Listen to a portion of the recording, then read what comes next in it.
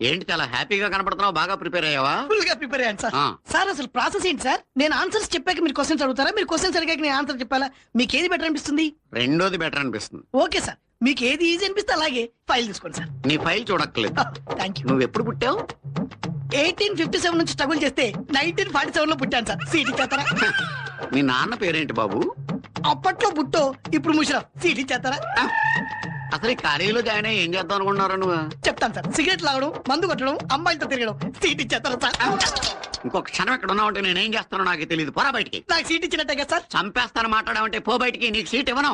ఎందుకేవో నువ్వు అడిగిన ప్రశ్నలన్నిటికీ టప్పి మన ఆన్సర్లు ఇచ్చాడుగా. రామనాథం గారు, వాడు చెప్పిన ఆన్సర్స్ అన్ని రాంగ్ ఆన్సర్స్ అండి. ఇవే ఆన్సర్లు ఆ అమ్మాయి చెప్తే సీట్ ఇచ్చావు. వీడిని అడిగిన ప్రశ్నలు వేరు, అమ్మాయిని అడిగిన ప్రశ్నలు వేరు. అంటే వాడు ఇచ్చిన ఆన్సర్లు కరెక్టే, నువ్వు అడిగిన క్వశ్చన్లే రాంగ్ అనమాట. రామనాథం గారు, మీకు దండం పెడతాను.